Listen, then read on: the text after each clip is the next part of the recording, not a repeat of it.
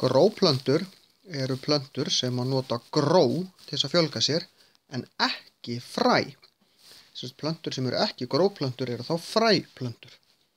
Til gróplantna teljast mosar, sem eru einu plönturnar sem eru ekki æðplöntur, og svo birkingar. En birkingarnir skiptast í jafna, eltinga og svo burkna.